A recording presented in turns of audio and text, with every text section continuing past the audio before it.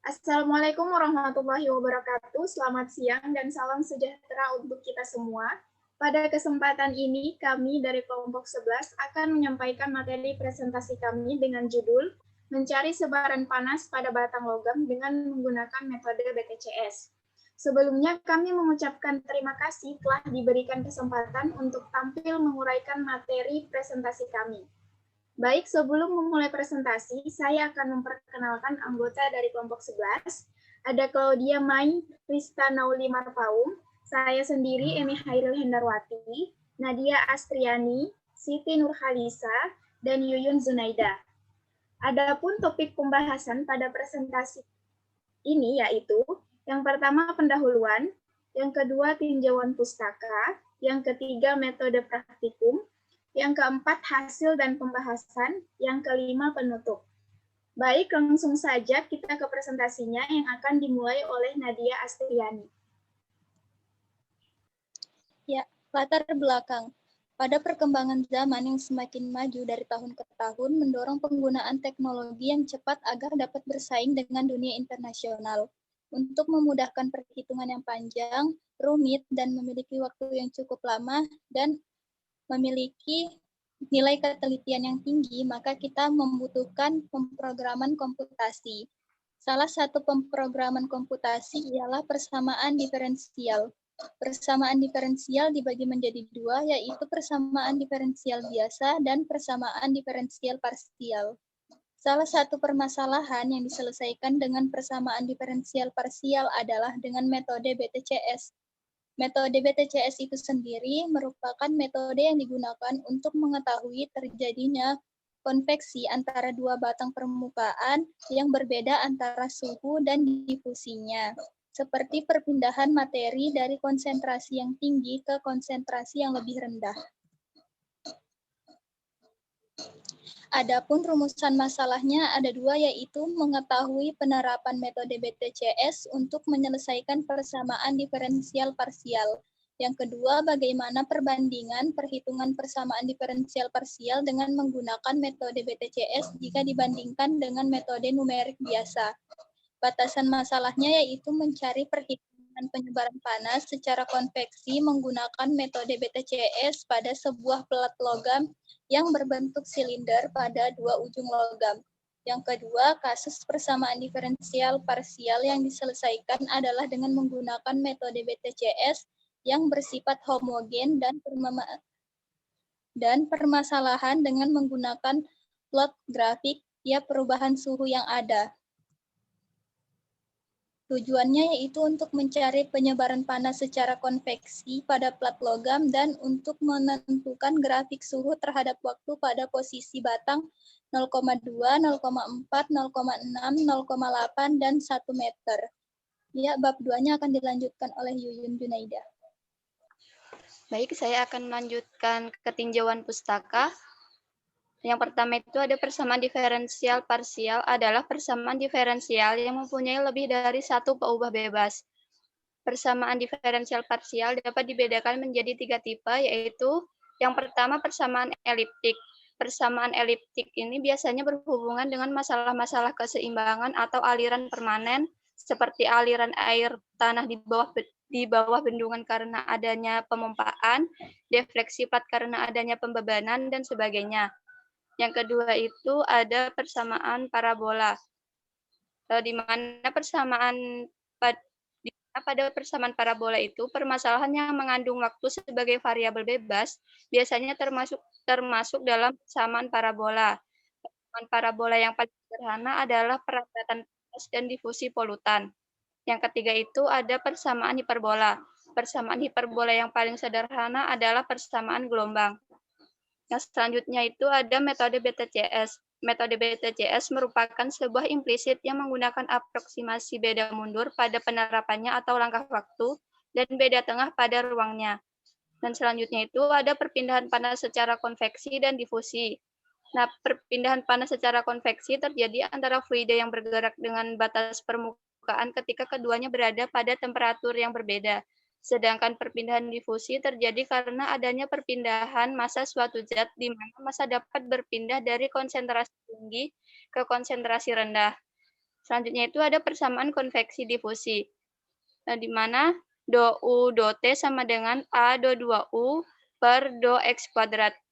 Do U do T ditambah CU do U do T sama dengan A do 2U per do X kuadrat. Baik, selanjutnya akan dijelaskan oleh Claudia. Baik, saya akan menjelaskan bab 3, yaitu metode praktikum. Yang pertama ada kasus, sebuah batang logam berbentuk silinder dipanaskan secara radiasi hingga suhu batang tersebut mencapai 850 derajat Celcius. Kemudian, batang tersebut didinginkan di kedua ujungnya, sehingga suhu di kedua ujungnya dipertahankan bernilai 28 derajat Celcius. Dengan sebab kedua ujung batang tersebut didinginkan, maka suhu pada batang pun menjadi turun. Penurunan suhu pada batang tersebut diatur oleh persamaan berikut ini. Do kuadrat T besar per do R kuadrat ditambah 1 per R do T besar per do R sama dengan 1 per A do T besar per do T kecil. Dengan T besar adalah suhu logam dalam derajat Celcius, R adalah sisi logam dalam meter, A adalah koefisien difusi termal dalam meter kuadrat per sekon, dan T kecil adalah waktu dalam sekon. Jika diketahui panjang logam adalah 1 meter dan A sama dengan 0,014 meter kuadrat per sekon, carilah penurunan suhu pada logam selama waktu 27 sekon. Gunakan metode BTCS dalam perhitungannya dengan delta R sama dengan 0,002 meter dan delta T sama dengan 0,45 sekon. Plot grafik suhu versus waktu pada posisi batang 0,2 meter, 0,4 meter, 0,6 meter, dan 0,8 meter. Selanjutnya, algoritmanya adalah 1. Dimulai program, 2. Dideklarasikan parameter yang digunakan, ada A, DR, DT, R, dan FT. Ketiga, dimasukkan nilai awal dan syarat batas. Keempat, dibuat matriks tridiagonal. Kelima, dihitung nilai T menggunakan persamaan yang ada di slide ini dengan I, J sama dengan 0, 1, 2, 3, 4, sampai N. Keenam, diselesaikan persamaan garis hasil BTCS dengan metode Gauss-Jordan. Ketujuh, ditampilkan hasil. Dan kedelapan, diplot grafik. Selanjutnya, ada flowchart. Flowchart sama dengan algoritmanya, yaitu dimulai, kemudian dideklarasikan variabel, dimasukkan syarat batas dan syarat awal, terus dimasukkan matriks tridiagonal, kemudian dicari nilai T, rumusnya ada di situ, kemudian dimasukkan proses dari Gauss-Jordan, selanjutnya ditampilkan hasil dan selesai. Di sini ada matriks tridiagonal karena program kami menggunakan subrutin. Matriks tridiagonal ini ada proses seperti di flowchart ini, kemudian selesai, kemudian kita ada proses dari Gauss-Jordan lagi seperti ini dan selesai. Selanjutnya untuk skripnya, itu program BTCS, kemudian kita masukkan variabel-variabelnya seperti koefisien difusi, DR-nya, DT-nya, panjang batang, dan lama waktu. Kemudian kita cari nilai lambda, dan kita cari nilai dari partisi X dan T yang ini, dengan nilainya ada di variabel-variabel ini. Kemudian kita buat matriks, dan kita cari nilai awal menggunakan perulangan, yaitu 850, kemudian kita cari nilai syarat batas, yaitu kanan-kiri 28, dan kita hentikan perulangan. Nah, di sini untuk perhitungan metode BTCS, kita call tridiagonal, itu untuk memanggil proses tridiagonal yang ada di subrutin selanjutnya.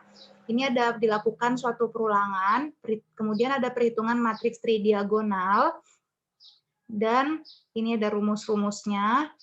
Lakukan perulangan lagi, dan kita hentikan perulangan. Nah, untuk penyelesaian matriks tridiagonal dengan metode Gauss-Jordan, di sini kita memanggil Gauss-Jordan, nanti subrutinnya ada di slide berikutnya. Kemudian kita lakukan perulangan seperti rumusnya, dan kita hentikan perulangan, dan kita akhiri program. Nah, ini dia subrutin dari tridiagonal dan Gauss-Jordan. Jadi ini adalah proses dari masing-masing tridiagonal dan Gauss-Jordan, yang dimana hasil dari proses nanti atau prosesnya itu akan kita masukkan di call ini. Yang call tridiagonal ini menyatakan proses dari tridiagonal, dan call gaje ini adalah subrutin dari Gauss-Jordan yang kita di sini disebut gaje. Oke, selanjutnya bab 4 akan dijelaskan oleh Emi. Baik,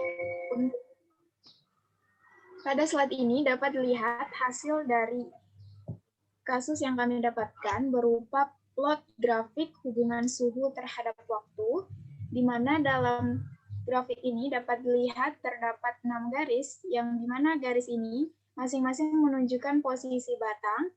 Untuk garis berwarna biru tua menunjukkan posisi batang 1 meter, untuk garis berwarna merah menunjukkan posisi batang 0,8 meter, untuk garis berwarna kuning menunjukkan posisi batang 0,6 meter, untuk garis berwarna ungu menunjukkan posisi batang 0,4 meter, untuk garis berwarna hijau menunjukkan posisi batang 0,2 meter, dan untuk garis berwarna biru muda menunjukkan posisi batang 0,0 meter. Dari grafik ini dapat dilihat bahwa terjadi penurunan suhu. Lanjut.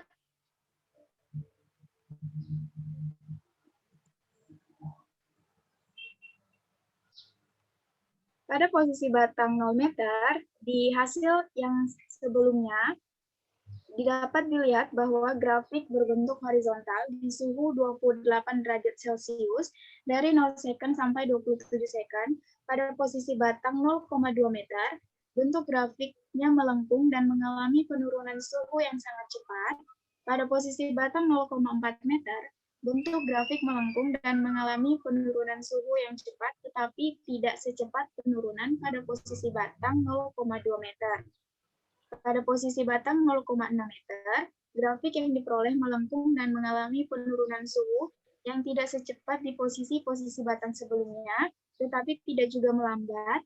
Pada posisi batang 0,8 meter, grafik yang didapatkan melengkung dan mengalami penurunan suhu lebih lambat dari posisi batang 0,6 meter. Pada posisi batang 1 meter, grafik yang dihasilkan melengkung dan mengalami proses penurunan suhu yang paling lambat dari posisi batang 0 meter sampai 0,8 meter. Grafik yang didapat berbentuk seperti penjelasan yang sebelumnya. Hal ini dipengaruhi oleh posisi panjang masing-masing batang dengan nilai yang berbeda-beda. Hal tersebut terjadi karena pengaruh dari panjang batang yang berbeda-beda sehingga menyebabkan proses penurunan suhu yang berbeda pula. Semakin panjang posisi batang, maka semakin lambat penurunan suhu menuju ke syarat batas, yaitu pada suhu 28 derajat Celcius. Sebaliknya, semakin pendek posisi batang atau semakin mendekati 0 meter, maka semakin cepat pula penurunan suhu menuju ke syarat batas pada suhu 28 derajat Celcius. Hal tersebut dapat dilihat pada grafik, yang semakin pendek posisi batang, maka semakin curam bentuk grafiknya. Baik, selanjutnya untuk kesimpulan akan disampaikan oleh Siti Nurhalisa. Baik, saya akan menyampaikan kesimpulan dari presentasi kami. Nah, di sini kami punya 2 kesimpulan sesuai dengan tujuan kami, yaitu yang pertama, untuk mengetahui penyebaran panas secara konveksi pada plat logam. Dan sesuai dengan kasus kami menyimpulkan bahwa pada batang logam sepanjang 1 meter dengan suhu awal yaitu 850 derajat Celcius mengalami perpindahan secara konveksi karena batang logam tersebut saling bergerak dengan batas permukaan yang berbeda-beda dan berada pada temperatur yang berbeda. Hal ini disebabkan karena kedua ujung batang logam mengalami pendinginan yang merubah suhu menjadi 28 derajat Celcius. Kemudian yang kedua, untuk mengetahui grafik suhu versus waktu pada posisi batang dari 0 meter sampai 1 meter. Dan sesuai dengan kasus kami dapat disimpulkan pada batang logam di posisi 0 meter ditandai dengan garis berwarna biru muda, kemudian pada posisi batang 0,2 meter ditandai dengan garis berwarna hijau, pada posisi batang 0,4 meter ditandai dengan garis berwarna ungu, Lalu pada posisi batang 0,6 meter ditandai dengan garis berwarna kuning, dan pada posisi batang 0,8 meter ditandai dengan garis berwarna merah. Dan serta pada posisi batang 1 meter ditandai dengan garis berwarna biru tua. Sekian dari saya kembalikan ke moderator. Demikian isi presentasi dari kami, kelompok 11. Semoga apa yang kami sampaikan dapat bermanfaat bagi kita semua. Kurang dan lebihnya mohon dimaafkan. Saya tutup. Wassalamualaikum warahmatullahi wabarakatuh. Sekian dan terima kasih. Waalaikumsalam warahmatullahi wabarakatuh.